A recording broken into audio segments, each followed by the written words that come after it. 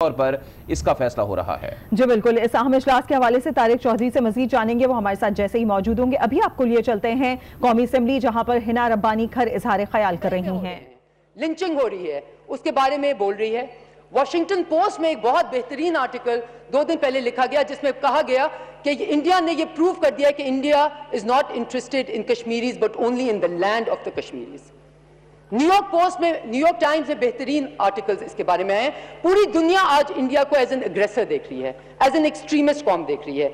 इसलिए mister speaker, हमें इस चीज का पता होना चाहिए कि हमारा जो रिएक्शन है वो यकीनन मेजर्ड होना चाहिए, दूर अंदेशी पे फोकस होना चाहिए, बट एज अ कौम जब हमारी टेरिटोरियल इंटेग्रिटी, जब हमारी ज्योग्राफिकल हदूद का पामाल किया जाए, जब उनको रिस्पेक्ट ना किया जाए, तो we must have a reaction which shows that this is a country which knows how to protect itself and its sovereign and its integrity. Mister speaker sir, क्योंकि यहां पे यह भी कहा गया कि हमें किस तरह रिएक्ट करना चाहिए, मैं आपको 2 छोटे छोटे एग्जांपल्स देना चाहूंगी। क्योंकि यही पार्लियामेंट थी, यही हाउस था, गवर्नमेंट यकीनन डिफरेंट थी। वो ऐसी गवर्नमेंट थी पाकिस्तान पीपल्स पार्टी की जो मानती थी कि हमें डायरेक्शन पार्लियामेंट से मिलेगा और हमारी स्ट्रेंथ इंटरनेशनल अरीना में भी पार्लियामेंट से मिलेगी।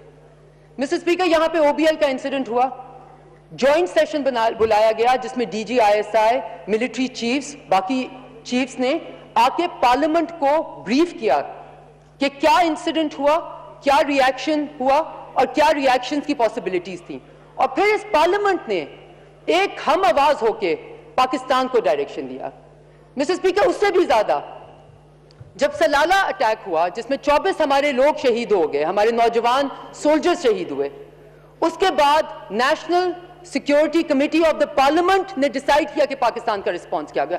आज हमें बताया जाता है कि बहुत इंपॉर्टेंट नेशनल सिक्योरिटी मीटिंग हो रही है, इसलिए 50 वजारतों में से एक भी वजीर जो कि सब्जेक्ट पे वेल ब्रीफ्ड हो, एटलीस्ट इंसिडेंट पे तो वेल ब्रीफ्ड हो, आके इस पार्लियामेंट को बता सके कि इस मुल्क के साथ, इस कौम के साथ आज हुआ क्या। हमें बताया जाता है they are very busy going for being in a very important meeting. I'm not talking about ministers for environment, etc. I'm talking about ministers who are relevant to this. Your ministers are very relevant on different ministries, but we need a relevant minister for the relevant job at hand. यहाँ पे defence minister 2 minute आके बता जाते, यहाँ पे foreign minister 2 minute आके बता जाते कि हुआ क्या, बिकॉज इस वक्त तो हमें खुद नहीं पता। सोशल मीडिया में हर किस्म की चीजें आ रही हैं, nobody knows what has happened. How will we react? So we are a debating society. We will debate over what are the possibilities and we will all be very happy. हाँ, parliament ने decide कर लिया, हाँ parliament में debate हो गई है। Mister speaker, this opposition is, हम कोई यूनिटी आपको नहीं दे रहे, हम यार मुल्क की ये हमारी उसके साथ, लेकिन अगर आप खुद पार्लियामेंट को उसका दर्जा नहीं देंगे और उसको एक डिबेटिंग सोसाइटी में कन्वर्ट करने की कोशिश करेंगे, तो पार्लियामेंट जितना भी आपके साथ खड़ी हो, आप उसको एज स्ट्रेंथ नहीं इस्तेमाल सकते। हमने नेटो सप्लाई रूट्स बंद किए पोस्ट सलाला, किसके कहने पे? इस पार्लियामेंट के कहने पे। और फिर हमें कोई डरा धमका नहीं सका, कोई हमें बता नहीं सका कि आप चेंज करें, नहीं तो हम ये कर देंगे, हम अग्रेशन करेंगे, because we said the will of the people of Pakistan is reflected in the decision we have taken, because this is the decision of the parliament of Pakistan.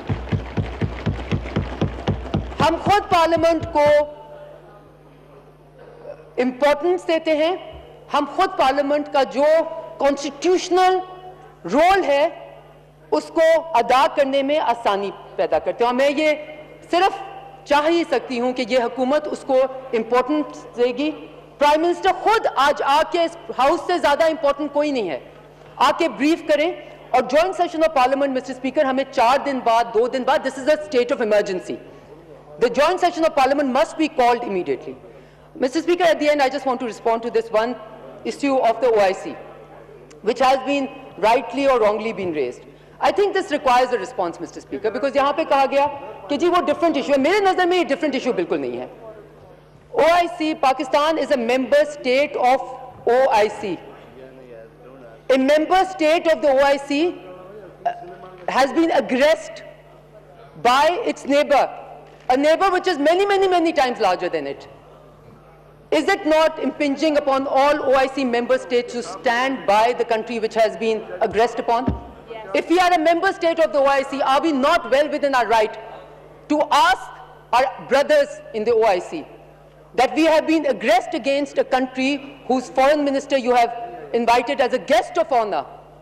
So you must not only take away that invitation for it showing this act of aggression against a Muslim brother country, but you must stand by Pakistan when it has been aggressed upon, and a resolution must come not only on the rights of the people of Kashmir, but on this aggression which has been done on this country by its very, very big neighbor. So, Mr. Speaker, मैं सिर्फ आखिर में भी यही कहना चाहूँगी, इस parliament की कॉन्स्टिट्यूशनल जगह बहुत ऊपर है। कायद-ए-आज़म मोहम्मद अली जिन्ना ने इस मुल्क को सॉवरेनिटी दी इस हिंदुत्व के अगेंस्ट जो आज मोदी दिखा रहा है। उनका जो दूर अंदेशा था, जो उनकी विजडम थी और जो हमारे बड़ों की विजडम थी जिसने इस मुल्क को बनाया, हमें इस मुल्क का खुद एहतराम करना है और हमें यह दिखाना है कि यह मुल्क साइज में छोटा सही, this nation knows how to protect itself, and the politicians of this nation know how to stand together when they are faced with an aggressive state. हम देख रहे थे पीपल्स पार्टी की रहनुमा हिना रब्बानी खर कौमी असेंबली में ज़ारे ख्याल कर रही थी और कहती हैं कि पूरी दुनिया आज इंडिया को इंतहा पसंद के तौर पर देख रही है और अब हमें हर सूरत रिएक्ट करना होगा। और उन्होंने शिकवा किया कि आज इतना अहम इजलास हो रहा है, इतनी पेचीदा सूरत हाल पैदा हुई भी है, लेकिन कोई भी वजीर असेंबली में मौजूद नहीं है कि वो हुकूमत का वर्जन दे सके। उनका मजीद कहना था कि जब भी हमारी सलामती पर आंच आएगी, दरअंदाजी की गई तो हम भरपूर जवाब देंगे। नो डाउट पाकिस्तान अपने दुश्मनों की किसी भी हरकत का जवाब देने की पूरी सलाहियत रखता है। उनका कहना था कि हम चाहते हैं कि कोई भी फॉरेन मिनिस्टर या डिफेंस मिनिस्टर कोई भी आकर यहाँ पर हमें इन्फॉर्म करके जाता है कि क्या हुआ है और क्या नहीं हुआ है, ताकि हम सब क्लियरली एक साथ खड़े होंगे, एक पेज पर खड़े होंगे और इस तरह दुनिया के सामने हम जवाबदेह हो सकेंगे। हम साइज में जरूर छोटे हैं, लेकिन इसके बावजूद हम अपनी सलामती पर आंच नहीं आने देंगे।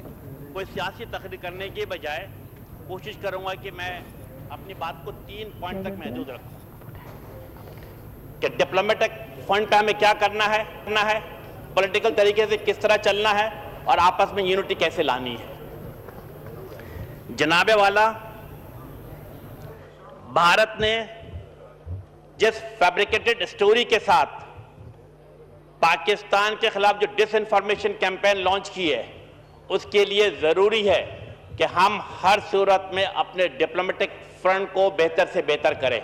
उसके लिए जरूरी है कि इस्लामाबाद में मौजूद तमाम सफीरों के साथ राब्ता बढ़ाया जाए, उनको तमाम सूरत हाल से आगाह किया जाए ताकि सूरत हाल में बेहतरी आ सके।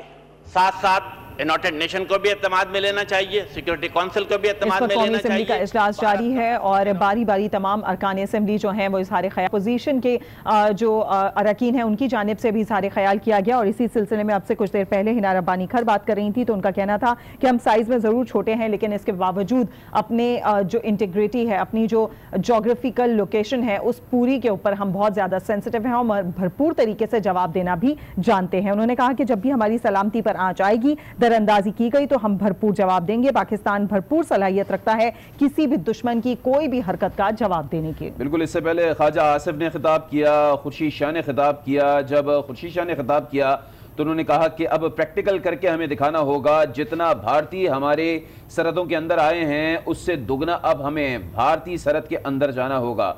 और इस वक्त सूरत हाल ये है कि भारतीय जो सो कॉल्ड हमला है, इसके बाद हम देख रहे हैं कि मुल्क में आला सतह का इजलास हो रहा है, वज़ीर आज़म इमरान खान उसकी सरबराही कर रहे हैं, अस्करी क़यादत मौजूद है, साथ साथ मुतालिका वज़रा मौजूद हैं, आला हुक्काम मौजूद हैं और तफसीली तौर पर मुशावरत हो रही है कि अब करना है तो क्या करना है, दुनिया भर को क्या बताना है। क्योंकि भारत मुसलसल जो है वो हम देख रहे थे कि धमकियां भी लगा रहा था और इस तरीके से दरअंदाजी भी कर रहा था। तारिक चौधरी हमारे साथ मौजूद हैं, उनसे बात करते हैं। जी तारिक चौधरी, अहम सतह का इजलास, आला सतह का इजलास इस वक्त जारी है, क्या तफसीलात आप तक पहुंची हैं? देखिए, इस वक्त 2 डेवलपमेंट्स जो हैं वो जिनका जिक्र किया, एक तो ये है कि प्राइम मिनिस्टर ऑफ पाकिस्तान की सदारत में आला सतह का इजलास जारी है, जिसमें अस्करी क़यादत भी है और सिविलियन लीडरशिप भी है और वहाँ पर बड़े जो है वो अरखरेजी से गौर व फिक्र किया जा रहा है कि ये जो वाक़या हुआ है, भारत की जानिब से खिलाफ वर्जी हुई है, उस पर क्या जवाब दिया जाए, क्या नैरेटिव इख्तियार किया जाए। साथ साथ जो है जो पाकिस्तान का सबसे सुप्रीम अदारा है, मुंतखब अदारा है, कौमी असम्बली है, उसका इजलास भी जारी है। जो हुकूमत वक्त ने रिस्पॉन्स देना होता है वो तो ज़ाहिर है बाकायदा गौर व फिक्र करके और उसका सारी तफसीलात लेके दिया जाता है। और इससे पहले प्राइम मिनिस्टर अपने खिताब में और फिर नेशनल सिक्योरिटी कमेटी के इजलास में भी कौमी जो बयानिया है उसको वाज़ेह कर चुके हैं। आज सिर्फ उसको इयादा करने की ज़रूरत है ताज़ा तरीन सूरत हाल में। दोनों जानिब ज़ाहिर है ये भी एक तयशुदा बात होती है कि अफवाज पाकिस्तान अपने SOPs के मुताबिक हर तरह की सूरत हाल के लिए तैयार होती हैं, लेकिन ज़रूरत ऐसे मौक़ों पर होती है कौमी इत्तफ़ाक़ राय की। अभी आप देखें जो कौमी असम्बली का इजलास जारी है उसमें बड़ा ज़बरदस्त और बड़े दबंग अंदाज में कौमी इत्तफ़ाक़ राय, कौमी बयानिया सामने आ रहा है। अपोजिशन की सारी जमातें हों या इत्तेहादी जमातें हों या हुकूमती जमात हो, सब की जानिब से कौम के साथ अपने दिफा वतन के लिए, जो उसकी हिफाजत के लिए, मादरे वतन के दिफा के लिए जो एक पैगाम दिया जा रहा है दुश्मन को, वो बिल्कुल वाज़ेह है। इत्तफ़ाक़ राय बिल्कुल वाज़ेह है, पूरी कौम एक पेज पर है, वो भी बिल्कुल वाज़ेह है। साथ साथ तजावीज़ भी सामने आ रही हैं। अब तक जो सबसे अच्छी, सबसे वाज़ेह और बहुत मौसर तजवीज़ सामने आई है, मैं समझता हूँ कि उस पर हुकूमत को अमल दरामद भी करना चाहिए। मुझे लगता है कि आप अपनी बात को कंटिन्यू कीजिएगा। इस वक्त एक बार फिर हम अपने नाज़रीन को कौमी असम्बली चलेंगे जहां पर नून लीग के रहनुमा खुर्रम दस्तगीर मुखातिब हैं। Withdrawal aircraft released payloads which had free fall in open area. No infrastructure got hit. No casualties. नायब स्पीकर, हमारे पास ये इतलात हैं। जो अहम बात इस अवान को समझने की है वो ये है कि किसी भी मुल्क की जो खुद मुख्तारी है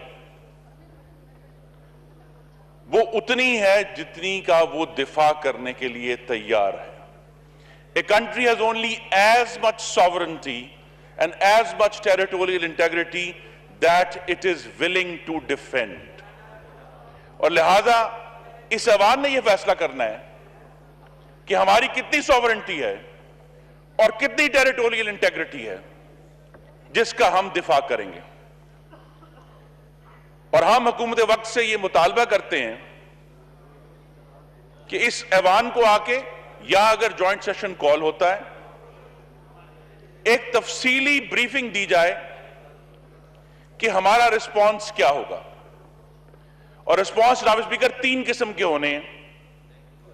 एक तो काइनेटिक यानी जंगी जवाब क्या होगा जिसका आज हमने सामना किया, दूसरा डिप्लोमेटिक जवाब क्या होगा, और तीसरा 21वीं सदी में इंफॉर्मेशनल रिस्पांस क्या होगा।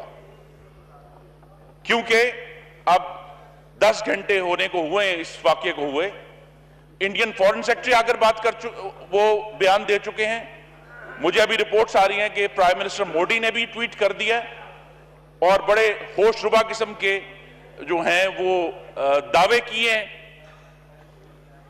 तो हमें हुकूमत से ये हमारा मुतालबा है कि उस दिन जब इस अवान की तमाम सियासी जमातें और तमाम मुंतखब नुमाइंदे यकजा हैं, मुत्तहिद हैं, लेकिन जिम्मेदारी हुकूमत की है कि रिस्पांस क्या होगा। और उस रिस्पांस में नायब स्पीकर जिसका भी जिक्र भी हुआ कि हमें हिंदुस्तान को एक्सपोज करना है दुनिया के सामने कि वो एक ऐसा मुल्क है जो न्यूक्लियर पावर होते हुए एक दूसरी न्यूक्लियर पावर की सरहदों के अंदर आकर ना सिर्फ पूरे खित्ते का अमन बल्कि पूरी दुनिया का अमन तबाह करने के लिए तैयार है। और ये जो हिंदुस्तान की ब्रिंकमैनशिप है, जो समझते हैं कि शायद वो अफोर्ड कर सकते हैं, ये हमें दुनिया को भी बताना है और अपने रिस्पॉन्स से ये बताना है कि हिंदुस्तान ये ब्रिंकमैनशिप अफोर्ड नहीं कर सकता। पाकिस्तान के अवाम जाग रहे हैं, पाकिस्तान के मुंतखब नुमाइंदे जाग रहे हैं और पूरी तरह अपनी अफवाज पाकिस्तान के पीछे खड़े हैं इस चैलेंजिंग वक्त में इंशाअल्लाह। दूसरी जो बात है नायब स्पीकर वो ये है कि कुछ दिनों से दोनों साइडों से जो फौजें हैं वो मूव कर रही हैं। ये भी इस तनाव का हिस्सा है जो पुलवामा वाकये के बाद हिंदुस्तान ने एग्रेशन शुरू की। हमारा यह भी मुतालबा होगा कि वजीर दिफा जब भी तशरीफ लाएं या कायदे अवान आए तो कौम को इस पर भी ब्रीफ करें कि हम कहां जा रहे हैं इस मामले में, क्योंकि हम बार बार इस तरह की इंट्रूजन्स कि जिस तरह पुलवामा के बाद कुछ दिन लगे नेशनल सिक्योरिटी कमेटी को कन्वीन करने में, अब वो देर नहीं होगी। कौम मुत्तहिद होकर इंतजार कर रही है कि पाकिस्तान अपनी जो जमीनी सरहदें और फजाई सरहदें वायलेट हुई हैं उन पर क्या जवाब देगा। दूसरी बात जनाब स्पीकर, जो मैंने कहा कि 50 साल में पहली दफा हुई है, और वो ये है कि हिंदुस्तान को ऑर्गेनाइजेशन ऑफ इस्लामिक कॉन्फ्रेंस की जो 46वां इजलास हो रहा है उसमें बतौर मेहमान एजाज के तौर पर बुलाया गया है, एज गेस्ट ऑफ ऑनर। तारीख का मुतालिया यह बताता है कि 1969 में जब रबात में पहली दफा ओआईसी का इजलास हो रहा था, यह मामला तब से चल रहा है जनाब स्पीकर कि उस वक्त के पाकिस्तान के कौमी सदर असेंबली को का ये इजलास धमकी जारी है देनी और पड़ी। इस वक्त गाहे बगाहे हम देख रहे हैं अरकान असेंबली जो हैं वो इजहार ख्याल कर रहे हैं, और दूसरी जानिब हम देख रहे हैं अहम आला सतह का इजलास भी जारी है, मुशावरत का सिलसिला जारी है। हमारे साथ मौजूद हैं तज्जियाकार इरफान बुखारी भी, उनसे भी मजीद तफसीलात लेंगे और बात करेंगे। फरहान बुखारी साहब, बहुत शुक्रिया आपने आज न्यूज़ के लिए वक्त निकाला। आपसे बात करना चाहेंगे, सूरत हाल अब हम कुछ इस तरह से देख रहे हैं कि आला सतह का इजलास जारी है और उसके बाद एक कोई ज्वाइंट या कंबाइंड नैरेटिव जो है वो सामने आएगा, और दूसरी जानिब कौमी असेंबली का इजलास भी जारी है। काफी ज्यादा गहमा गहमी देखी जा सकती है इस्लामाबाद में। क्या कहेंगे इस ओवरऑल सूरत हाल के हवाले से? जी, इस्लामाबाद में तो गहमा गहमी है ही है, लेकिन एक और सूरत हाल बड़ी दिलचस्प है, और वो ये है कि बालाकोट से जो इतलात आ रही हैं वहां पे दूर दूर तक कहीं भी उतने बड़े जानी निशान की कोई निशानदेही नहीं मिलती जो कि इंडिया क्लेम कर रहे हैं। बिल्कुल वहां से इतलात आ रही हैं कि जनाब 300 अफराद मारे गए, एक रिपोर्ट मैंने देखी कि 400 अफराद मारे गए। अब से कुछ देर पहले रॉयटर खबर एजेंसी की एक रिपोर्ट में देख रहा था, वो उनका कोई नुमाइंदा बालाकोट पहुंचा है और वहां पे मकामी एक शख्स से उनकी बात हुई है जिसने किसी एक जख्मी के बारे में खबर दी है, लेकिन इसके अलावा कोई इतला सुबह से अब तक किसी कैजुअल्टी की नहीं है। सही। तो ये इतना बड़ा तजाद है, इतना बड़ा गैप है जो कि भारत से इतलात आ रही हैं, और जो भारत से इतलात आ रही हैं वो बिल्कुल उसी किस्म की हैं जैसी कि पहले। बुखारी साहब, हमें ये बात भी तो याद रखनी चाहिए कि वो होलसेल में झूठ बेचते हैं भारतीय मीडिया वाले। जी, उसके अलावा देखिए, जो मैंने पहले भी मैं कर चुका हूँ कि भारतीय वजीर आजम नरेंद्र मोदी ने भारत को एक कोने में ला के खड़ा कर दिया और वहां से उनसे निकलना मुश्किल हो रहा है। बिल्कुल। और जो 14 फरवरी के वाक़े के बाद घंटा भी नहीं गुजरा, मिनटों में उन्होंने पहले दावा ये किया कि ये जैश मोहम्मद कसूरवार हैं, पाकिस्तान कसूरवार है और जनाब हम सख्त सबक सिखाएंगे। ये 2016 में जो सर्जिकल स्ट्राइक का हुआ था, बिल्कुल, वो एक लफ्ज उन्होंने अमेरिकी आर्मी की कैटलॉग से निकाल के और उसका बहुत ज्यादा उसकी उन्होंने प्रचार किया, लेकिन सर्जिकल स्ट्राइक की कैपेबिलिटी क्या उस किस्म की भारत के पास है, वो भी एक बहुत बड़ा सवाल था, सवाल है, और वो एक मजाक बना हुआ था। अब ये दूसरा मजाक बन गया है।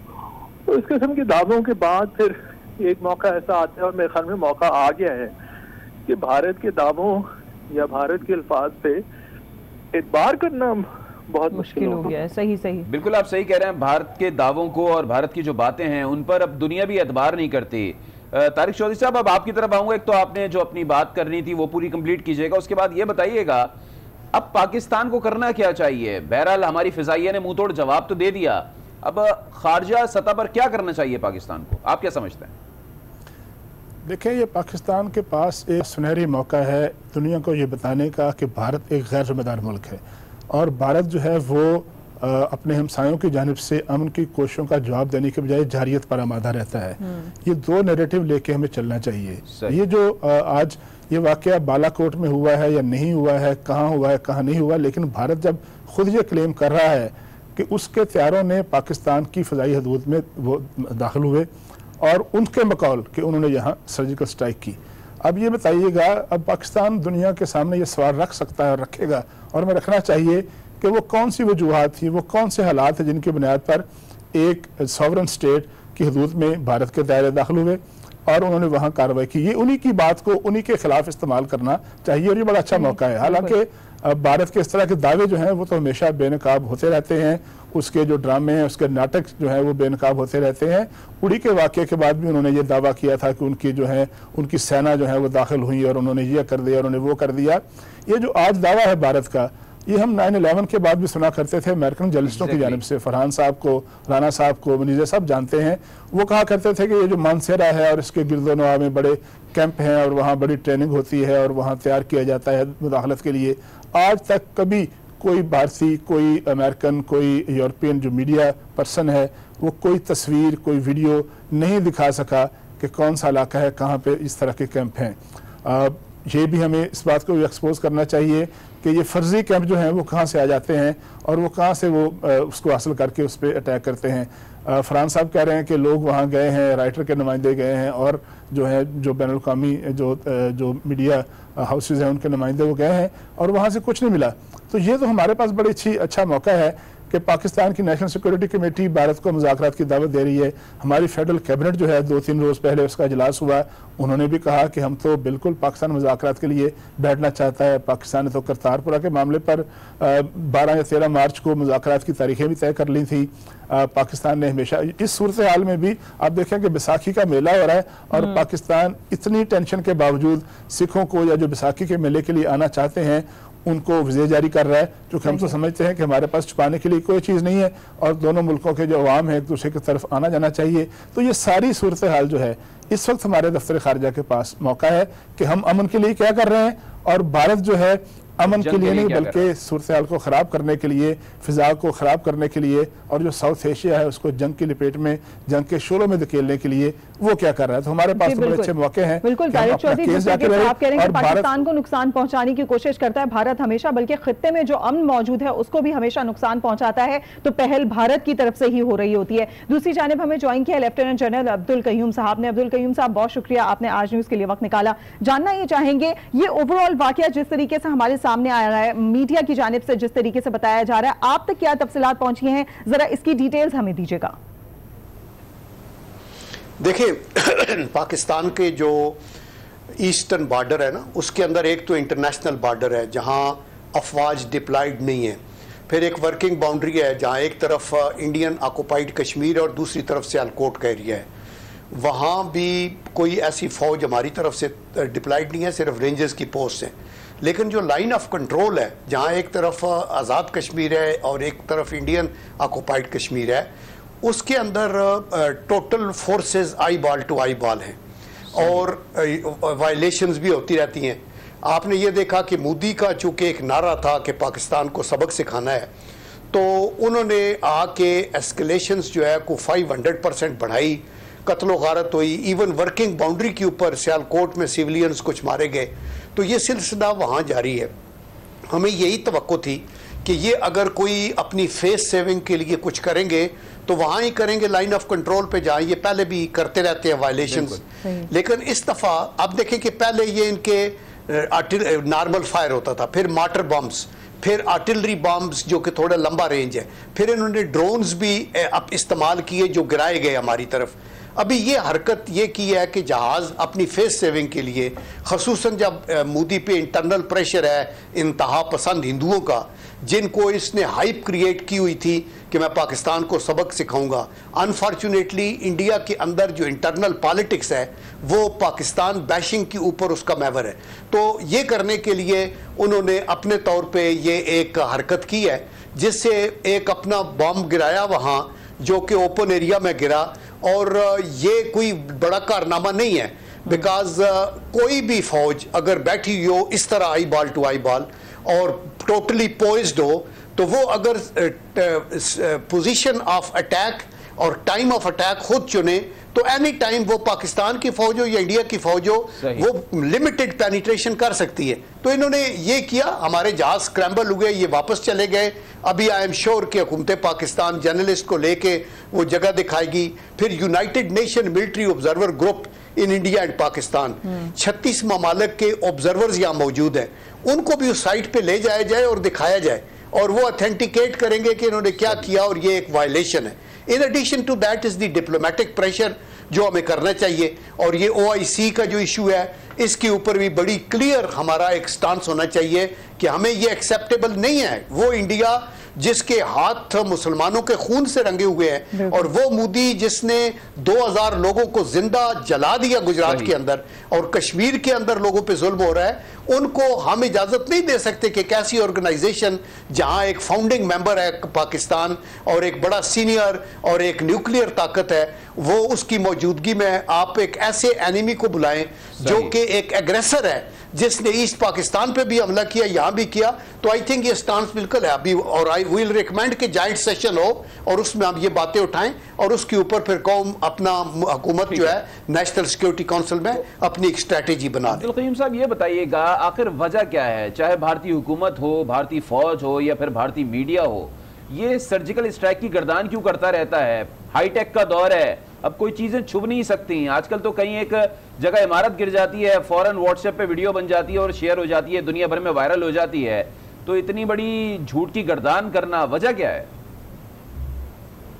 देखिए, ये उनकी फ्रस्ट्रेशन की इंतहा है। आप बिल्कुल ठीक कह रहे हैं कि इस दौर में अगर वो क्लेम कर रहे हैं कि हमने 300 बंदे मार दिए हैं, हमने डिस्ट्रॉय कर दिया वो, तो वहां तो खड़ा हुआ कोई बंदा बालाकोट का अपना मोबाइल निकाल के फोटो बना लेगा। किसी की डेड बॉडी को दफन करने से पहले कहीं भी अगर कोई सिर्फ वीडियो में ये दिखता है कि एक दरख्त गिरा है और ये बहुत बड़ी कामयाबी है। वैसे क्या गिरा है? एक दरख्त गिरा है, एक दरख्त गिरा है। हाँ, जहाँ वो बरक गिरा है वो सबके सामने आ जाएगा, जैसे सर्जिकल स्ट्राइक है। अभी देखिए, सैटेलाइट मॉनिटर करते हैं और ये चूंकि वार जोन है, दुनिया के अंदर 4 बड़े फ्लैश पॉइंट हैं। एक यूरेशिया का है जहां यूक्रेन के अंदर मसला है, एक साउथ चाइना सी का है, एक मिडल ईस्ट का है जहां पे जंग लगी हुई है, और एक साउथ एशिया है जहां 2 चीजें हैं। अफगानिस्तान की वार के ऊपर भी मॉनिटर हो रहा है और कश्मीर के अंदर जो कुछ हो रहा है ये भी पूरी दुनिया देख रही है। बोल इसलिए नहीं रहे कि उनके अपने स्ट्रेटेजिक मफादात हैं, लेकिन यूनाइटेड नेशन का जो हाई कमिश्नर है फॉर ह्यूमन राइट्स, वो उसने अपनी रिपोर्ट 14 जून 2018 को बड़ी ठीक अल्फाज में दी और उसने कहा कि ये जुल्म हो रहा है, पैलेट गनें भी फायर हो रही हैं, और उन्होंने रिकमेंड किया कि एक impartial international delegation fact finding जाना चाहिए, जिसको इंडिया ने मंजूर नहीं किया। तो आई थिंक ये डिप्लोमेटिकली हमें बैनुल अक़वामी सतह पर टेकअप करना पड़ेगा। ठीक है, आप ये कह रहे हैं कि हमें बैनुल अक़वामी सतह पर टेकअप करना पड़ेगा। आप हमारे साथ मौजूद रहिएगा और दीगर हमारे गेस्ट भी हमारे साथ मौजूद हैं। इस वक्त एक ब्रेक का कहा जा रहा है, ब्रेक से जब वापस आएंगे तो इस सिलसिले में मजीद गुफ्तगू करेंगे।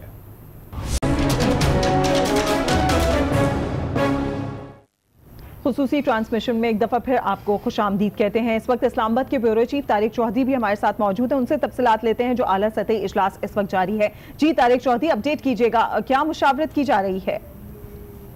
जी, कुछ अपडेट्स जो हैं वो हम तक पहुंची हैं। जो वज़ीर पार्लिमानी अमूर हैं अली मोहम्मद ख़ान, उन्होंने थोड़ी देर पहले ख़िताब किया है पार्लियामेंट से, कौमी असम्बली के इजलास से, और उन्होंने ये बताया है, इंकशाफ किया है कि जो तजावीज़ इजलास में अपोजिशन की जानिब से आई हैं वो लेके PM सेक्रेटेरिएट गए हैं, जहाँ इजलास अभी जारी है, जिसमें आला अस्करी क़यादत भी शामिल है, जिसमें सिविलियन क़यादत भी शामिल है। प्राइम मिनिस्टर उस इजलास को चेयर कर रहे हैं। 2 चीज़ें सामने, एक तो उनका कहना है कि थोड़ी देर बाद उस इजलास के ख़ात्मे के बाद या उस इजलास के दरमियान से उठकर आएंगे वज़ीर ख़ारजा शाह महमूद कुरैशी, और वो आकर खिताब करेंगे कौमी असम्बली से और वो स्टेटमेंट देंगे, पॉलिसी स्टेटमेंट देंगे। एक तो ये बात जो बताई गई है। दूसरा उनका ये कहना है कि कोशिश है कि पार्लियामेंट का जॉइंट सेशन आज ही हो जाए, चाहे उसके लिए रात का इंतज़ार क्यों ना करना पड़े, ज़ाहिर है कुछ इंतज़ाम करना पड़ेगा, लेकिन अगर आज ना हो सका तो फिर कल जो है वो मुश्तरका इजलास होगा। ये 2 चीज़ें अब तक अपडेट सामने आई हैं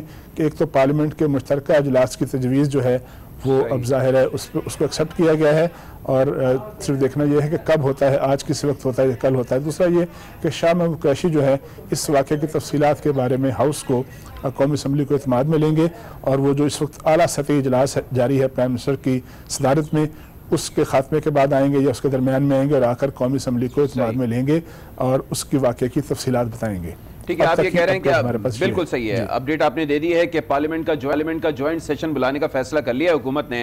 अब्दुल क़य्यूम सिद्दीकी सर, अब्दुल क़य्यूम साहब आपकी तरफ आऊँगा। अब ज़रा ये बताइएगा, जिस तरीके से ऑपोजिशन ने बात आज कही, खुर्शीद शाह ने भी कहा, ख्वाजा आसिफ ने भी कहा कि ज्वाइंट सेशन बुलाया जाना चाहिए, एक आवाज़ जानी चाहिए दुश्मन को, अब हुकूमत ने भी फैसला कर लिया है, आप क्या कहेंगे इस पर?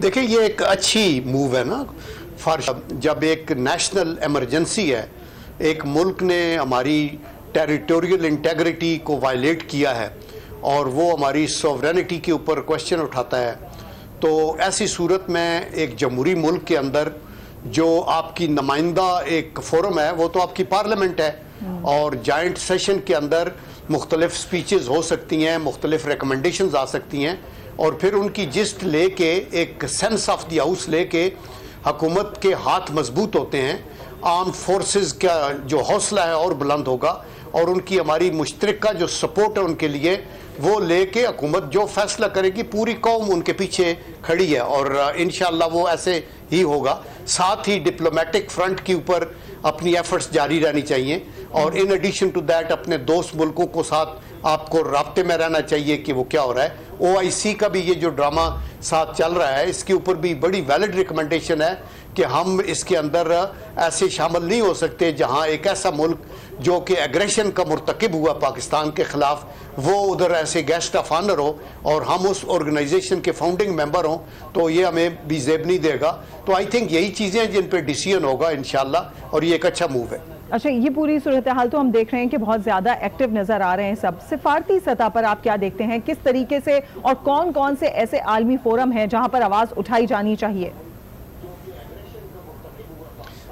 देखिए, पहली बात तो ये है कि सफारती फोरम से भी पहले आपके पास united nation military observer group है पाकिस्तान के अंदर। ये UN का एक बड़ा इंपॉर्टेंट ऑर्गन है और इसको अपने तौर के ऊपर हमें करना चाहिए और in addition to that diplomatic effort भी करें। सही, ठीक है। अच्छा, अब आपने कहा कि मुख्तलिफ जो है वो ऑप्शंस इस्तेमाल करने चाहिए पाकिस्तान को। चौधरी साहब, अब आपकी तरफ आऊँगा, आप ये बताइएगा, जिस तरीके से आज एक सवाल उठाया गया था हिना रब्बानी खैर साहिबा की तरफ से कि कोई भी वजीर आज मौजूद नहीं है अब तक, वो कह रहे थे कि चूंकि एक आला सतह इजलास है, यकीनन बहुत से वजीर वहां पर शरीक होंगे, लेकिन किसी एक वजीर को आना चाहिए था। आपसे सवाल जरूर करूंगा, इस वक्त कहा जा रहा है कौमी असम्बली एक बार फिर हम जा रहे हैं और वहां पर चूंकि इस वक्त इजलास जारी है और इस वक्त खिताब कर रहे हैं मुराद से क्रॉस करने की फिजाई हुदूद से जमीनी हुदूद, पाकिस्तान का हर बच्चा, पाकिस्तान का हर नौजवान, पाकिस्तान का हर बूढ़ा अपने फौज के शाना बशाना होगा और लाल किले पे पाकिस्तान का झंडा लहरा देगा। सिफारती महाज की यहाँ पे बात हुई, सिंपल है, मोदी तो इसलिए बोखलाहट का शिकार हो गया है कि UAE आपके साथ खड़ा, तुर्की आपके साथ खड़ा, सऊदी अरब आपके साथ खड़ा, चाइना आपके साथ खड़ा। आइसोलेट करने गए थे पाकिस्तान को, इंडिया खुद आइसोलेट हो गया, उनकी बात कोई सुनने को तैयार ही नहीं है। सिफारती महाज पे जो कामयाबियां मिली है इसको हमें जारी रखना होगा। दूसरा, हमने इंडिया का असल चेहरा भी यहां पे बात हुई, इंडिया का असल चेहरा भी दुनिया के सामने रखना होगा। जिस तरह रखा जा रहा है हमने उनके प्रोपेगेंडे को भी खत्म करना होगा। हमारे पास जब वो दहशतगर्दी का इल्जाम लगाते हैं, कलभूषण एक जिंदा मिसाल है। कलभूषण जब यहां पे गिरफ्तार हुआ फर पर बोलने लगा और उसने बता दिया कि किस तरह पाकिस्तान के अंदर वो धमाके करवाता था, किस तरह उनको टास्क दिया गया था कि पाकिस्तान के अमन को तबाह कर दे। चाइना कॉन्सुलेट शवाहिद सामने, इंडिया के इन्वॉल्वमेंट सबके सामने बुरी तरह एक्सपोज हो गया। कश्मीर के अंदर इंडिया बुरी तरह एक्सपोज हो गया और किस तरह वो दूसरी जमीन पाकिस्तान के खिलाफ इस्तेमाल करता है, उस तरह एक्सपोज हो गया। आखिरी चीज जो सबसे अहम है, मैं अपने पूरी पाकिस्तान की तरफ से गिलगित बल्तिस्तान से लेके कराची तक, पूरी बाजोड़ से लेके वजीरिस्तान तक, और पूरी चतराल और स्वात से लेके इस वक्त जो अटक और जय खान तक माहौल है, वो एक ही चीज है कि अपने फौज को, अपने वजीर आजम को वो ये बताना चाहते हैं कि अगर जो भी फैसला आपका होगा, पाकिस्तान की एक एक इंच की हिफाजत तो हमारी ईमान का हिस्सा है, उसको तो हम किसी भी सूरत उस पर कंप्रोमाइज नहीं करेंगे। लेकिन अगर इन्होंने आगाज किया तो अंजाम देना हम जानते हैं। क्यों ये क्या मुकाबला करेंगे? 15 साल हो गए कि हमारे हर जगह पे हमने एक ऐसे दुश्मन का मुकाबला किया जिसको कोई देख ही नहीं सकता था। एक अंधे की दुश्मन का हमने मुकाबला किया। कितनी ममालिक की एजेंसियां इन्वॉल्व थी, कितने दहशतगर्द थे। हमारी फौज ने दुनिया के अंदर एक मिसाइल कायम की कि जो नेटो फोर्सेस ने 40-45 ममालिक के फोर्सेस ने इकट्ठे जो काम नहीं किया वो अकेले पाकिस्तान के फौज ने किया, और ये हम इस दहशतगर्दी की जंग को जीत गए। तो हमारे एक ही पैगाम है कि हम पाकिस्तान का हर नौजवान, हर बच्चा, हर बुजुर्ग अपने फौज के शाना बशाना होगा। और इंशाअल्लाह, क्योंकि हमने तो हमेशा से ये चीजें देखी है, हमारे फाटा के अंदर, खैबर पख्तूनख्वा के अंदर, आप देखे हम तो जंगों में पले बड़े हैं, हमारा मुकाबला नहीं कर सकते। पूरी पाकिस्तानी फौज इस वक्त एक पैगाम हम देना चाहते हैं। मैं अपने लोगों की तरफ से अपने फौज को बताना चाहता हूं कि गर्चे हम कुछ भी नहीं है, लेकिन सर हथेली पे सजा सकते हैं। कोई भेजे तो किसी साहिल पर कश्तियां हम भी चला सकते हैं। तरीके से एक्सपोज हो चुका है और इसी बौखलाहट का वो शिकार है कि इस तरह की हरकतें कर रहा है, लेकिन हम भरपूर जवाब देने की सलाहियत रखते हैं। अगर हम पर इस तरीके से किसी किस्म की दरअंदाजी की गई तो हम मुंह तोड़ जवाब देंगे। ऐसा कहना था मुराद सईद का, जो कि इजहार ख्याल कर रहे थे कौमी असेंबली में। इस हवाले से मजीद भी बात करेंगे, फिल वक्त लेंगे एक ब्रेक।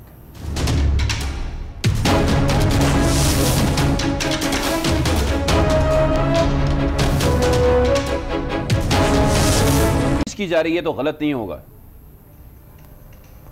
ये बिल्कुल मेरे ख्याल में ये प्रोपेगेंडा वार का हिस्सा है, और मेरे ख्याल में इंडिया ने जो हरकत की है उसी का मैक्सिमम एडवांटेज लेने के लिए नेचुरली उनकी तरफ से बहुत से बयानात होंगे।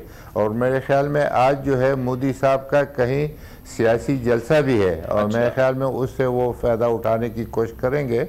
जो कुछ हुआ है वो ये है कि इंडियन एयरक्राफ्ट ने रात के 3:30 बजे इंडियन स्टैंडर्ड टाइम के मुताबिक क्रॉस किया है।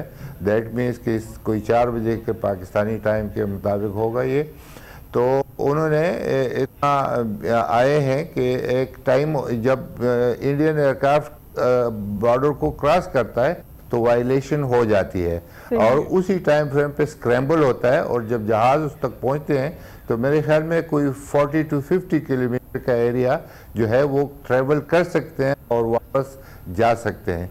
इसमें कहा गया है कि वो आए हैं और एक जगह के ऊपर कोई जंगल, कोई दरख्तों के जो भी थे, वहाँ पर उनके जो कहते हैं कि फ्यूल टैंक, जो एक्स्ट्रा फ्यूल टैंक होते हैं, वो जेटिसन किए हैं और वो गिरे हैं और फिर वापस गए हैं।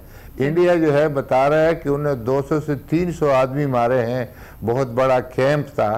तो मैं समझता हूँ ना कोई कैंप है, जैश मोहम्मद का खासकर वो कह रहे हैं, मेरे ख्याल में उनका कोई कैंप नहीं है, दूसरे भी कोई कैंप इस तरह के नहीं है जो कह रहे हैं। तो मेरे ख्याल में ये प्रोपेगेंडा वार है, वो उससे सारा कुछ हासिल करने की कोशिश करेंगे।